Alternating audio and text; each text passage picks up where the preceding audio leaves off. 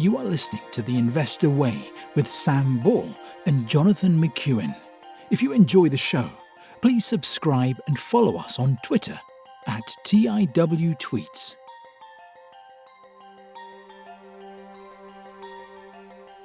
Hello and welcome to The Investor Way with myself, John McEwen, and my co-host Sam Ball. It's the 28th of September, and on The Investor Way this week we have ABF, Dunelm, Barratt Redrow, Supermarket Income REIT, Next, and Wickes.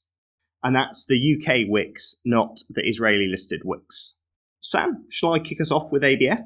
Absolutely. Favourite of the show. It is. So, we've covered it many times before, but for anybody who doesn't know, it's the owner of Primark, but it does also have grocery division and its sugar division. In terms of the results this week, it was a trading statement ahead of financial year end on the 13th of September. And in the retail division, Primark's like-for-like sales are expected to decline by 2% against a consensus of minus 1% over the second half.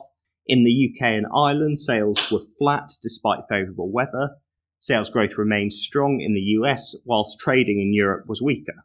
Grocery sales are expected to be flat over the second half against a consensus increase of 2%, with underlying operating profit set to be slightly below prior group expectations due to one-off restructuring costs.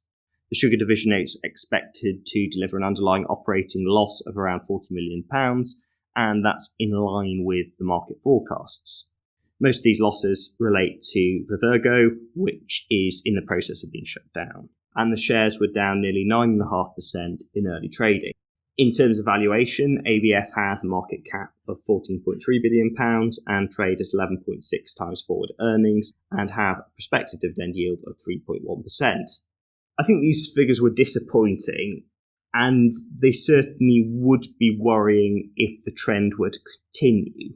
However, with the successful operation in the US thus far and the group's excellent track record, you would back management to steady the ship and hopefully turn things round. I think the main problem is the cost of living and the weakening UK economy impacting on things for Primark. However, we will come on to Next later, and that can't be the only excuse. But I think probably where Primark and ABF is in the market, it is slightly more difficult. And also, when we look at the sugar division, they're largely cost takers. It's a commodity, so it's a cyclical industry, and there's not that much that they can do about that. I do think at 11.6 times forward earnings, it does look cheap, and certainly compared with the historic average or the 10-year average of 17.2 forward price to earnings against that particularly. Although I think you would have to be brave if you were buying shares, because I think the next couple of years certainly could be a bumpy ride. But it's certainly climbing up on my watch list. And I know I've said that before and haven't actually pulled the trigger, but it is now. Sam, what are your thoughts on this trading statement from ABF?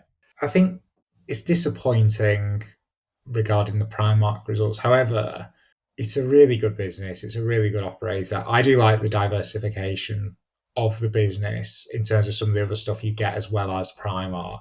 But the flip side of that is that you do have this commodity exposure. And like you say, they don't set the sugar price. And you just have to accept that, we've seen some really good sugar years, you'll get some bad ones. And, over time it averages out. I think the Primark, as long as it doesn't become a proper decline, I don't really have an issue of a bit of a wobble, or even if Primark was just flat going forward. I think for me, what would be exciting about ABF is the US Primark and how that were to do. And the fact that the US Primark is still growing quite well, and I think they've done very, very well with the store openings that they've done and the rollout of the stores. I'd still be quite optimistic about ABF despite this statement. I think the 9.4% drop off in shares, it seems a bit silly because it was already quite cheap. And I just think at a forward PE of 11.6 for a company that hopefully has some pretty decent growth prospects still, if they can crack Primark in the US. Yeah, I think it's really cheap. Yeah. I really like it. last time we covered it, I was really, really close to pulling the trigger. I think I actually might have said that I was going to go out and pull the trigger on it. Yeah. And what happened is it got to the day and I kind of had my finger on the buy order and I just bottled it. And the reason was, despite how good a business it is, and I don't want to compare it to Boohoo because it is a much better business. It has a much better track record. Even at the time we bought Boohoo, I mean, for starters, it was just much more of a falling knife, which ABF isn't. But as well, you had all these issues with Boohoo, with the CEO and how he'd been running the business, and he was a bit of a naughty boy. You don't really have any of that sort of taint or risk with ABF. But Boohoo has just kind of traumatized me a bit in terms of retail. Honestly, a business of this quality at this price in any other sector, with the potential US rollout, the diversification, I would pull the trigger on it straight away. It's just the fact that it's got so much retail exposure, and I'm really, really struggling to get past that. It's on the watch list, but I just don't. I don't know. I'm very conflicted with it. Do you have any similar fears? Yeah, you had Debenhams before that as well. Yeah, I don't want Debenhams for a fourth time. Have you had any successful retailers in your portfolio? I've got Nike. I suppose that's not quite retail, is it? Okay. No, I don't think I have. I think I've just had Debenhams and Boohoo.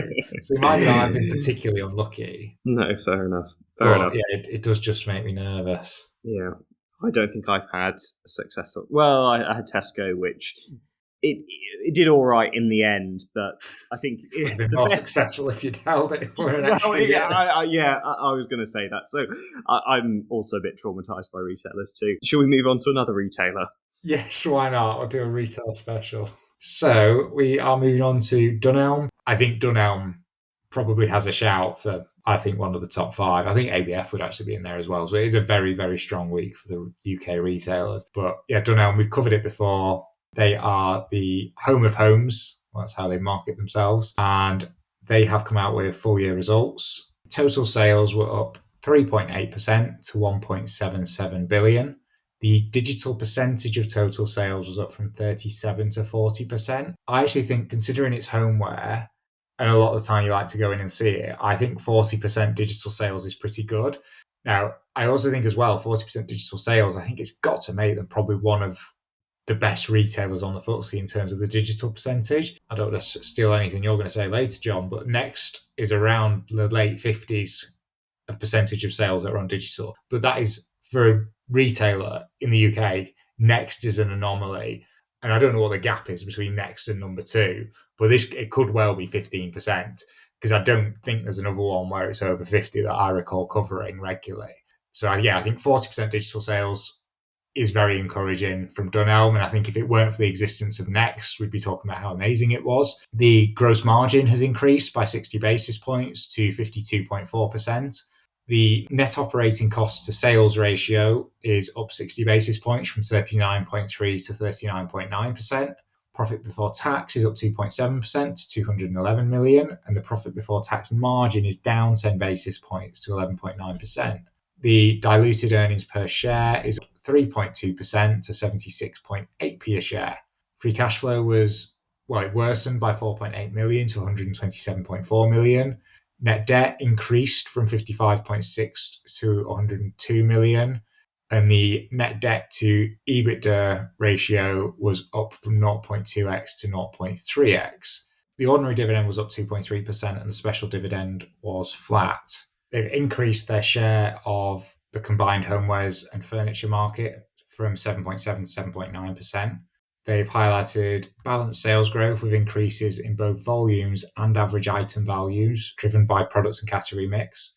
They've had a growth in active customers of 80 basis points year on year, alongside higher frequency per customer. They highlighted the strong growth in click and collect, which is what they're attributing to the growth in digital sales. The free cash flow was negative due to improved operating cash flows being offset by higher capital investment, so not really got an issue with that. They've highlighted the further strategic progress as they continue to invest for long-term growth. They opened 6 new superstores, including 1 relocation, plus the first store in inner London. They completed 2 acquisitions, one of which was a 13-store retailer in Ireland and the Brandon Archive of Designers Guild.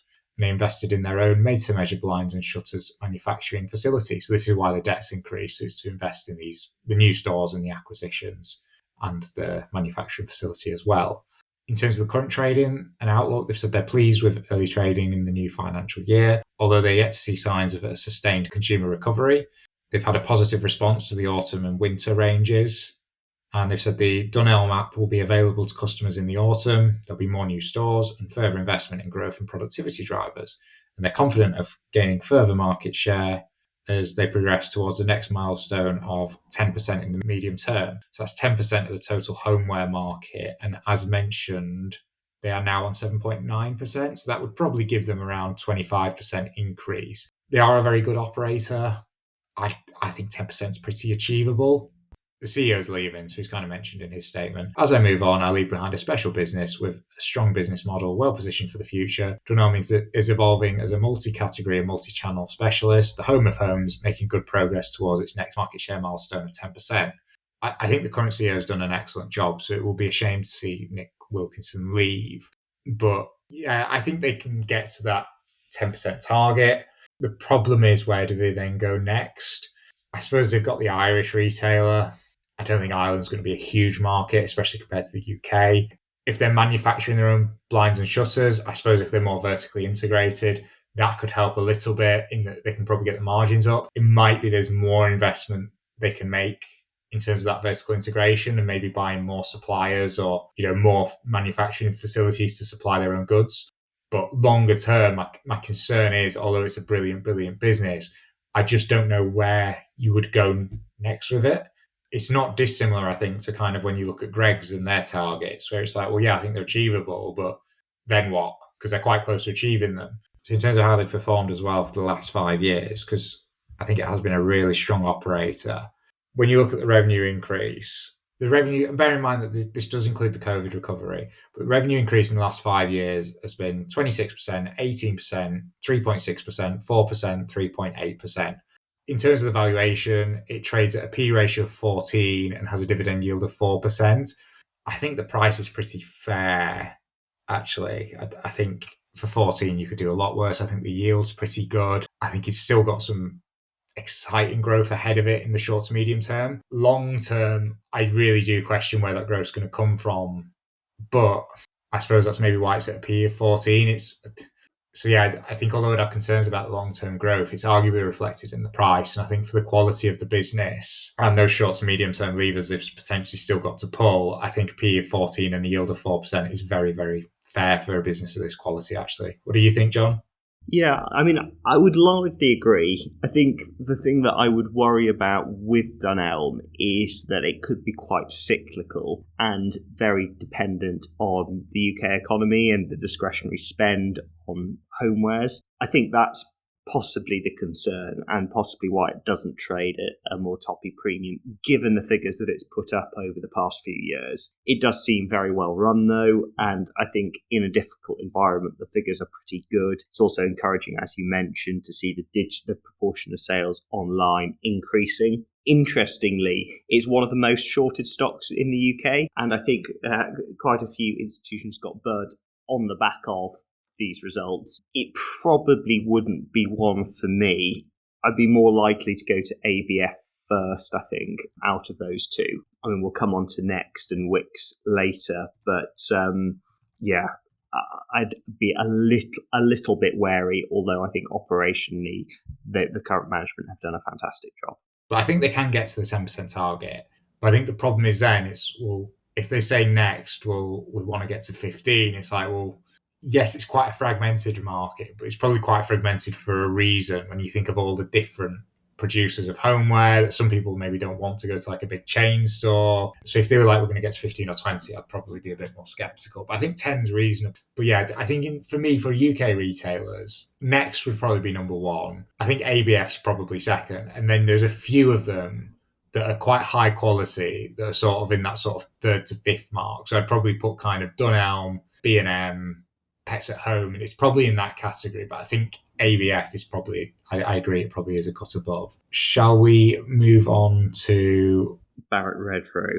Barratt Redrow, favourite of the show. Well, I think that's just because I own it. But I have owned, as I pointed out before, a few of the house builders. Anyway, Barratt Redrow is Britain's largest house builder, and they had their full year results out, with full year revenue falling by 2% to £5.6 billion on a like-for-like basis. The decline was driven by an 8% drop in completions to 16,565 new homes, partly offset by a 6% rise in average selling prices to £343,800, and the order book rose from £3 billion to £3.1 billion, whilst build cost inflation remained broadly flat. Underlying pre-tax profits rose by 1% to £592 million, and this was slightly ahead of market forecasts, helped by cost savings from the integration of Barratt from Redrow, which is not yet fully complete, I would highlight. Net cash fell from £1.2 billion to around £800 million, and free cash flow fell from £89 to £13 million, excluding the impact of the merger with Redrow. Full year completions are expected to be in the 17,200 to 17,800 range, but the group cautions that the UK budget could bring additional risk to this target. Build cost inflation is expected to be between 1% and 2%, and full year dividends rose by 8.6% to 17.6 pence a share, and the shares were broadly flat in early trading. In terms of valuation, Barratt Redrow has a market cap of £5.38 billion and trades at forward price to book of 0.64, compared with a 10-year average of 1.1. It currently has a prospective dividend yield of 4.6%. The results, to me, slightly disappointing.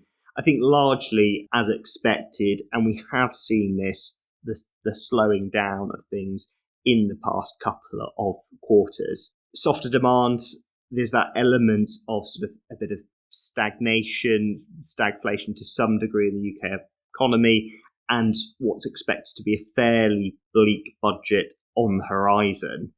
I think from a valuation perspective, that is all baked in, and it's considerably less than the 10-year average has been. And I would still argue, as always, that there's that structural imbalance. There's a huge demand for housing and a very limited supply. I know Labour was supposed to let the handbrake off when it came to development.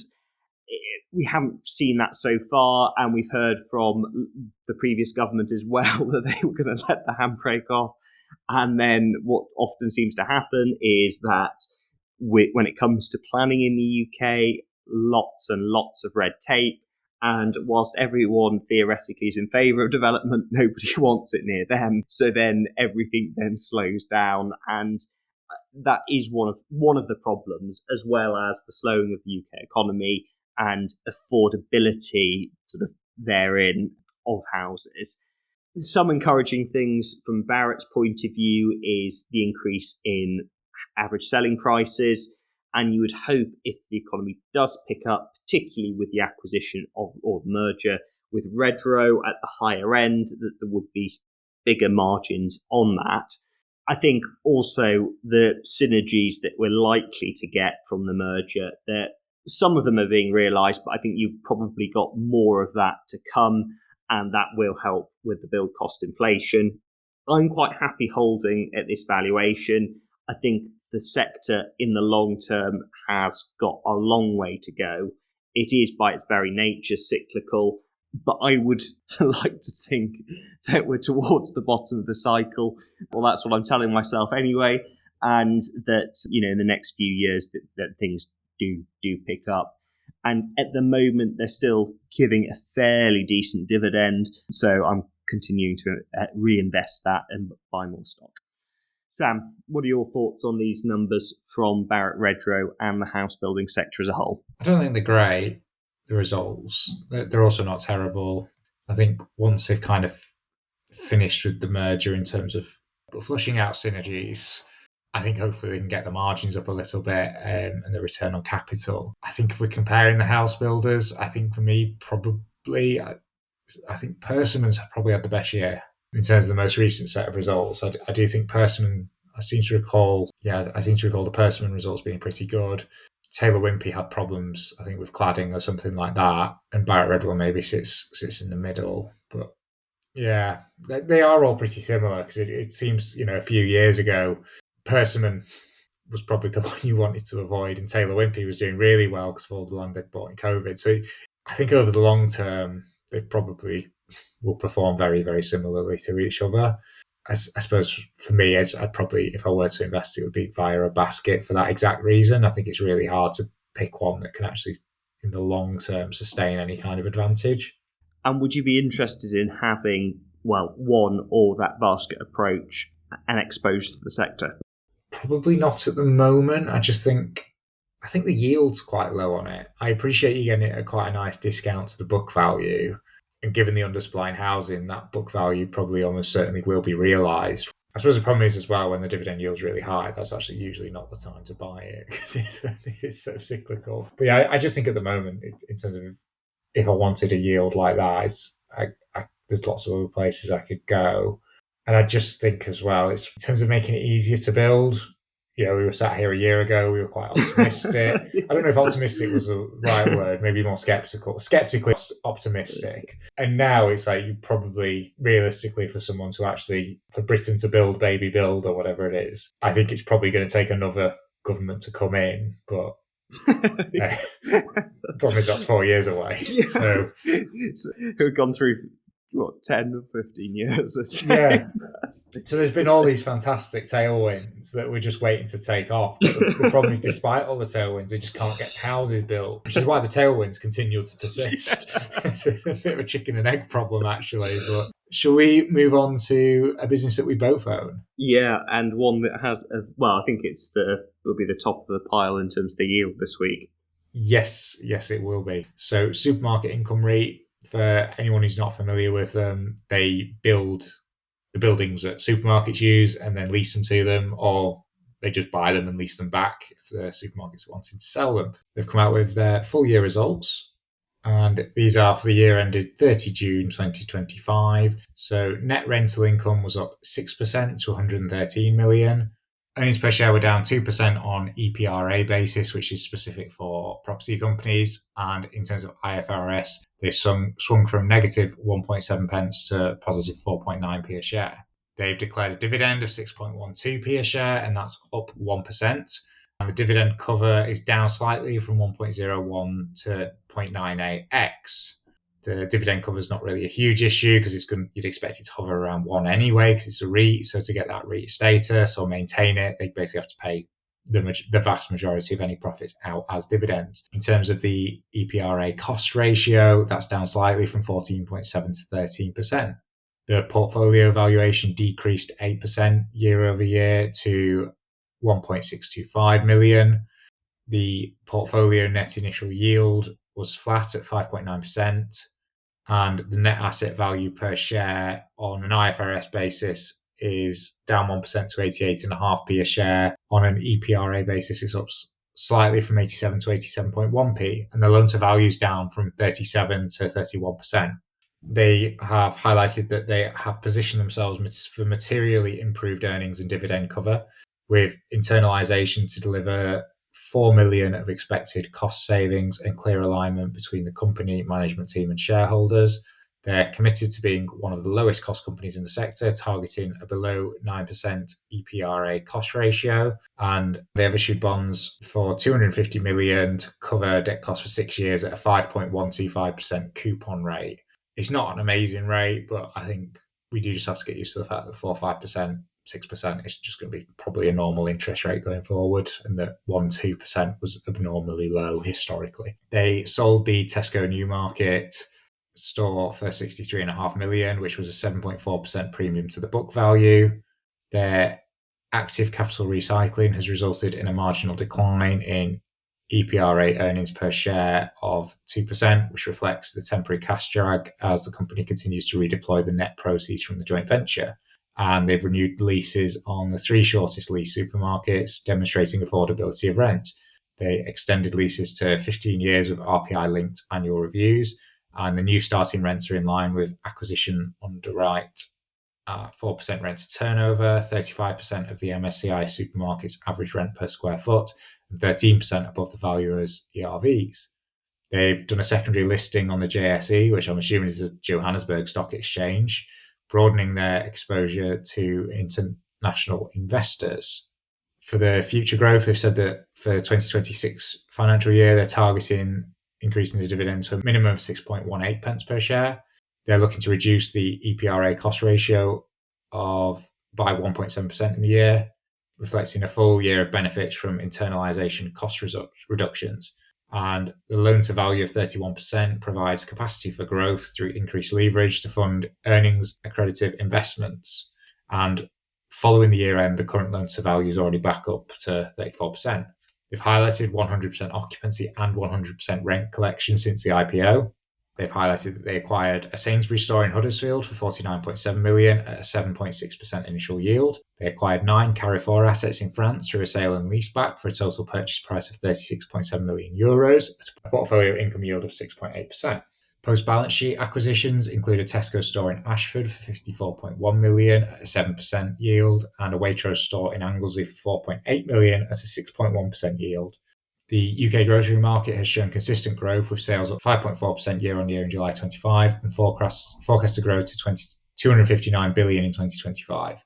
Tesco and Sainsbury's increased sales and market share in the year with a combined 43% market share.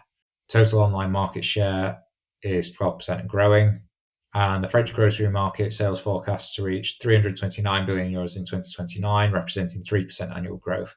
Carrefour has a 21.5% market share in France, an increase of 2.2 percentage points since June 24. And online is one of the fastest growing channels, experiencing 88% growth between 2018 and 2025, accounting for approximately 10% of the market. In terms of the portfolio, they've said the portfolio valuations increased 1.9% on a like-for-like basis. So in terms of that decrease in the portfolio valuation, I think that's just because of properties that were actually sold and hadn't been recycled yet, given that it's up on a like-for-like basis. The yield was 5.9%, and the company acquired 81.2 million of assets at an average yield of 7.3%, representing an attractive 2.3% spread to the incremental cost of debt. The company disposed of 466 million of assets, highlighting strong demand for omnichannel stores.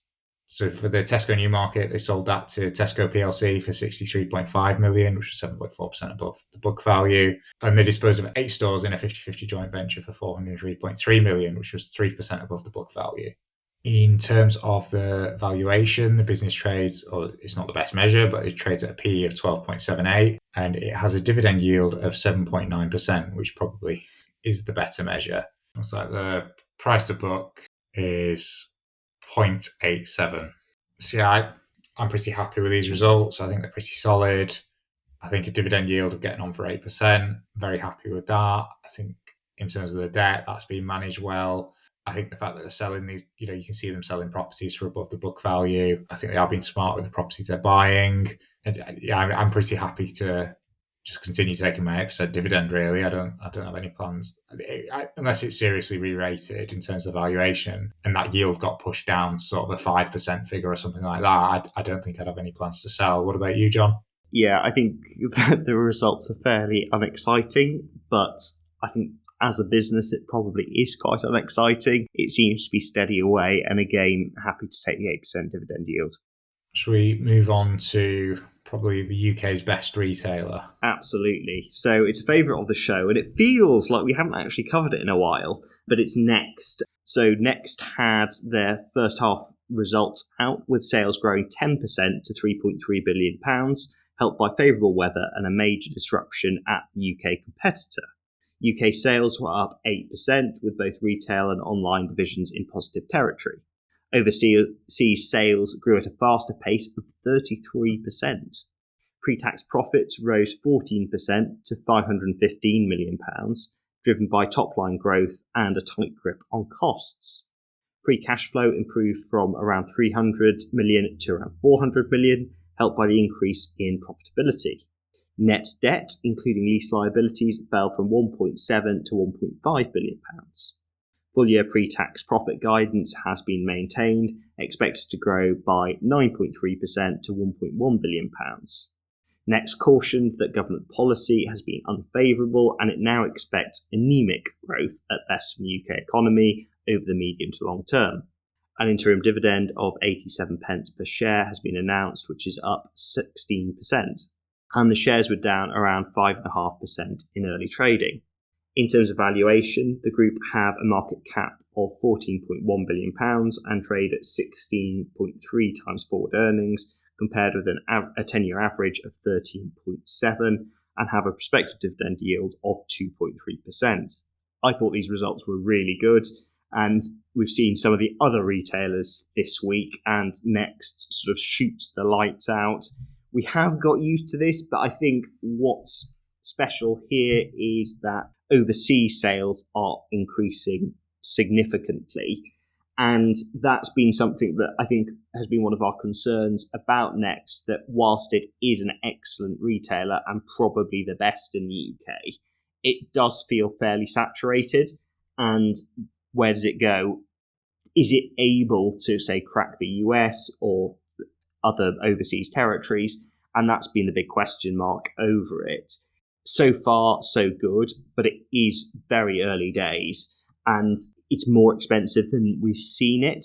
So whilst I think these are great results and I'd hopefully back Next to do it, I guess that is the uncertainty. But I think in some ways, Next is more appealing than it has been for a few years, because we've seen it, and I know you can get anchored quite easily trading quite a lot lower, and it felt almost like the one that had got away. Whereas I think now, where you see the early signs of success abroad, it does make you revisit that valuation, and it's probably going on the watch list for me.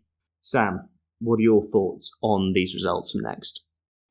I think for me, it's been on the watch list for years, but it's just always been at a point where, I know I sound like a broken record, but I was just think, how can they keep putting up these kind of numbers? Because like you say, it feels pretty saturated in the UK, and that was before the overseas growth was really a factor. I think where I struggle with it. So the overseas, I think, is just fantastic, and that's almost come out of nowhere, really, because when you look at it, it's like, so the overseas sales now make up around 22% of the total, and that's up from 14% about a year ago. And then when you look at those overseas sales, 74% of those are coming from the Next brand itself, which I just find really odd, because it's a fantastic business, but it's just not the kind of business I would have imagined translating well overseas. You'd think they all have their own equivalents or competitors. What's really interesting is, and I think this for me, it's interesting, but it's maybe slightly concerning longer term, is that when you look at the countries it's actually operating in, they're primarily Europe, Asia, and Middle East. And the reason it's doing that is because they're shorter haul markets, in terms of actually, like, there's less of a distance to get the products, rather than they don't have to ship it across an ocean or anything. So it's kind of easier to get the products out there and for their distribution. I suppose it's not that surprising, because one of the things that's made them such a great business is they are just a fantastic distributor. But it would also concern me, because when you look at what they've been doing in the US, it's more through partnerships. But yeah, I think, I've gotten used to seeing it at a value of sort of 10 or 12 times earnings. Although there's more to be excited about with the international, I think the problem is the international by its nature just makes me a lot more nervous, because it surprises me that Next is able to do so well internationally. It's like if Dunelm were to start going overseas, it's like, well, surely other countries already have their own equivalent of Dunelm. So why is Dunelm going to translate really well in like a Dubai market or something like that? And it just makes me nervous, because I find it harder to picture it. But then what do I know? Because it's Next has just been continuing to put up the numbers for years now. But yeah, really, really good business. But I just think the reliance on overseas growth would actually make me nervous at that forward PE, just because it just surprises me that it is actually translating. But so far, the business has proven me wrong, and it has a fantastic track record. So if someone did go out and buy it, I could totally understand why they would. Okay, final retailer of the week. Yes, so we are now covering Wickes, and that is the UK listed DIY company rather than the Israeli website company. So I think it might be a debut on the show. I don't think we've ever covered this particular Wickes before. For anyone, I assume people are familiar because they're pretty well known in the UK. But for anyone who's not, they are essentially like a DIY company, kind of like B&Q, and they have highlighted on their website, they've given an investment case for themselves, which you always have to take with a bit of a pinch of salt. But they've said the 27 billion UK home improvement market has grown at 2.5% per annum over the last 10 years, driven by increasing home ownership, the rising number of households, people spending more time at home due to hybrid working, and consumers investing to make their homes more energy efficient. So our balanced business model enables us to access 3 customer propositions of local trade, design and installation, and DIY, offering greater resilience through economic cycles. Wickes has just a 6% share of the UK market, offering significant opportunity for future growth. Continued market share gains and underlying market growth should generate mid-single digit revenue over the cycle. And in terms of what's driving market growth, they've said it's aging housing stock, driving need for home improvement, climate change, driving increased focus on retrofitting homes, rising energy costs, encouraging customers to make their homes more energy efficient, broadening DIY market, a new wave of younger DIYers, many of whom are women, and they have a digitally led approach to sales with 96% of sales touching the store. I don't know how that's digitally led, but anyway, that's what they've said. So Wickes have come out with interim results, and revenue was up 5.6% to 847.9 million. And that's split between retail revenue, which was up 6.8%, and design and installation ranges revenue, which was up 2.1%. And it looks like retail revenue makes up about 3/4 of the total, and design and installation ranges makes up about 1/4. The statutory gross profit was up 6.6% to 308 million, and that gives a margin increase from 36.1% to 36.4% for gross profit margin. Statutory operating profit was up 6% from 34.9 to 37 million, and that takes the operating profit margin up from 4.3 to 4.4%. Their adjusted gross profit margin is, it's very similar. I almost wonder why they're bothering adjusting it, actually. But anyway, they've adjusted the gross profit margin, and that takes it from 36.4 to 36.8%. The operating profit margin, they've also adjusted that, and that takes it from 4.4 to 4.7%. The adjusted basic earnings per share was up 40.8% to 10p, and the statutory earnings per share was up 30.4% to 9p, and the interim dividend was flat at 3.6p.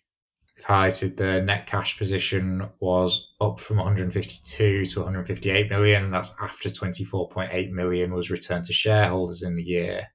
And I'll just check their market cap. That's on a market cap of 491.65 million.